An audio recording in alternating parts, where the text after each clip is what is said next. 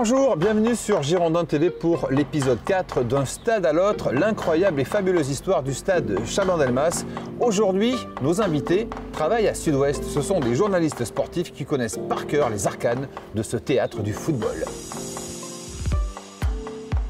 Le journal Sud-Ouest est officiellement né le 29 août 1944 à Bordeaux grâce à son fondateur historique Jacques Lemoine. Le stade municipal, inauguré 8 ans auparavant, va très vite devenir une source de reportages pour la rédaction sportive. Le football, de plus en plus populaire en France, va attirer des lecteurs toujours plus nombreux et les Girondins deviennent forcément, au fil des saisons, les héros des pages sportives du quotidien régional. André Latournerie est entré dans le journal Sud-Ouest en 1971 et il a spécifiquement suivi les Girondins au jour le jour de 1980 à 1989. On venait ici, on savait qu'on aurait un beau spectacle. On savait en général que l'adversaire allait être bien battu et donc on venait assister à des rencontres qui étaient quand même assez exceptionnelles, il faut bien le dire. On a été gâtés. Si on rectifie un peu les 80-89, on dirait 82-87, 5 ans, 3 titres de champion de France. Deux victoires en Coupe de France, 2 demi-finales de Coupe d'Europe. Il faut bien se rappeler qu'à l'époque, les meilleurs footballeurs français jouaient en France.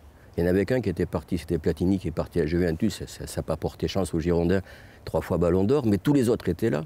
Et à cette époque, le football français était l'un des meilleurs du monde. André se souvient des grands joueurs de football qui ont découvert un jour ou l'autre la pelouse de l'Escure comme une des premières stars du football moderne, le Polonais Ferenc Puskás. Et puis ici, il y a eu Santos qui est venu avec un certain Pelé. C'était dans les 73-74. Et puis aussi en 83, pour l'occasion du centenaire du club, les Girondins avaient organisé un tournoi avec 4 équipes. Il y avait Barcelone, et qui y avait à Barcelone? Il y avait un certain monsieur Maradona. Et Maradona avait joué alors qu'il était blessé. Il avait joué parce que Claude Blaise avait eu l'intelligence de faire un contrat avec Barcelone qui stipulait que si Maradona ne jouait pas, quelle que soit la raison, il ne payait que la moitié des émoluments à Barcelone. Donc Maradona a joué. Et André a forcément en tête son panthéon personnel, galerie de portraits des joueurs cultes. Ah bon, l'équipe de l'époque, c'était Dropsy, c'était Touvedel, c'était Specht, c'était Battiston, c'était Rohr en général arrière à gauche.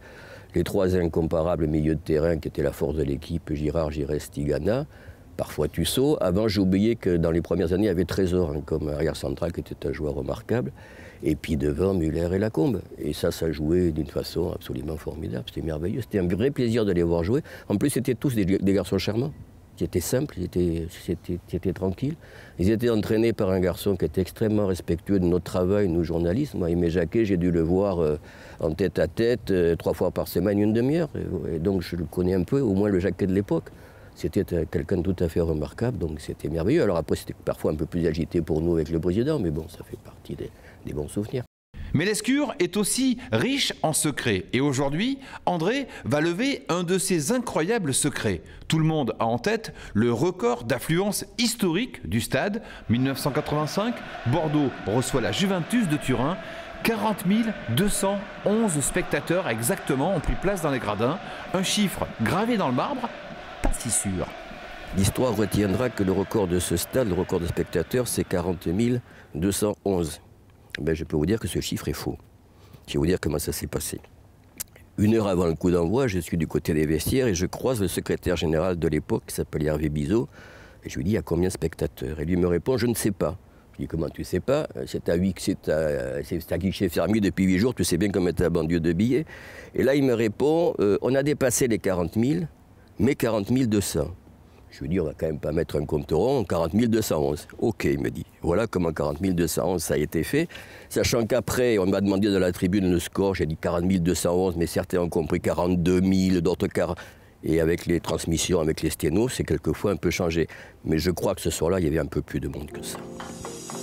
Frédéric Larry, lui, est arrivé en 2008-2009 devant son pupitre de journaliste sportif labellisé Sud-Ouest. Mais sa passion pour le football remonte à beaucoup plus loin dans le temps. Je ne l'imaginais pas, mais en y réfléchissant, je me dis que ça a peut-être contribué au fait que j'ai voulu être journaliste. Le fait de venir au stade comme ça, m'intéresser au sport et de voir derrière moi les journalistes travailler. Peut-être qu'inconsciemment, ça participait au fait que j'ai voulu faire ce métier. Et oui, il y en a qui vieillissent beaucoup, il y a des jeunes qui ont pris la relève, oui, il y a plusieurs générations de journalistes. Les conditions sont les mêmes, sauf que bon, nous maintenant on a Internet qui n'existait pas à l'époque, mais sinon ce sont les mêmes conditions. On fait le tour à la fin du match, on fait le tour du stade pour aller au paddock. C'est une des particularités aussi du stade, c'est-à-dire qu'on est très loin de la zone d'interview. Mais ça permet aussi, ces quelques minutes à pied, de réfléchir un peu à ce qu'on a vu, de prendre un peu de recul sur le match et de réfléchir aux questions qu'on va poser. Réfléchir aux questions et revivre des moments forts. Le parc Lescure est une mine d'émotions pures pour tout journaliste sportif et Frédéric n'échappe pas à cette loi immuable. Une des premières que j'ai, c'est le Bordeaux-Hambourg de 1981, je crois. C'est un des premiers grands matchs européens. Giresse enlève le ballon. Bracci prise avec le calme, bon centre. Oh, c'est dommage qu'il n'ait pas frappé ce ballon. Mais but quand même de Guémrich. Très bien joué entre Lacombe et Guémrich. Au moment où je disais dommage, Lacombe a pu glisser ce ballon à Guémrich. C'est bien joué, Jean-Michel. Un extraordinaire but. Moi, c'est Giresse qui m'a marqué quand j'étais supporter. Moi, j'ai commencé à venir en fin des années 70. L'équipe n'était pas encore au top. Il y avait ce joueur-là qui était exceptionnel au milieu d'une équipe assez moyenne. Et je me souviens qu'on ne pouvait pas lui prendre le ballon. Moi, c'est un des premiers flashs que j'ai dans ce stade. Et pour Fred, comme pour ses aînés journalistes sportifs du journal Sud-Ouest, il y a forcément une image, un but totalement à part. C'est juste là, au coin de la surface. Alors, c'était marrant parce qu'il l'avait déjà fait, le même enchaînement contre Toulouse, un ou deux mois avant. Un peu moins, il y avait moins de dribbles peut-être, mais c'est le même but, quasiment, sauf qu'il y avait beaucoup moins de monde dans le stade. Avec Gourcuff, deux fois. Exceptionnel Johan Gourcuff. Quel but. On le compare à Zidane, mais on va le comparer encore un peu plus à Zizou, après un tel enchaînement. I can fly,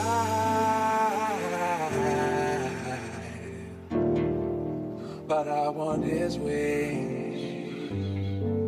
I can shine even in the darkness, but I crave the light that he brings. Revel in the songs that he sings. My angel Gabriel. Donc là, ce match-là m'a marqué. Il y a eu donc le Bordeaux Bayern avec deux pénaltys ratés. Johan Gourcuff. Ah, la parade de but. Johan Gourcuff en deux temps. Quelle parade de but. Jussier qui s'élance. Et nouvel arrêt de but. C'est pas possible, Marius. Deux buts de Siani aussi, un dans chaque cas. Et c'est contre son camp. Vous avez raison, ça. Marius. C'est bien ça. Et c'est Siani. Ouais. Ah là là, ouais. Malheureux les Bordelais. Ça va être intéressant avec le Brésilien Wendel qui s'élance au premier poteau. Et l'égalisation, Marius. Siani. C'est Siani. J'ai l'impression que c'est Siani, vous avez raison. Siani qui égalise. Oh, magnifique. Et qui s'est vengé. Magnifique. Au niveau de l'ambiance, j'ai un grand souvenir du Bordeaux-Lyon de Ligue des Champions. Avant le match, l'entrée des joueurs sur le terrain, il y avait vraiment quelque chose d'électrique dans le stade qui était propre à la Ligue des Champions, même si c'était Lyon.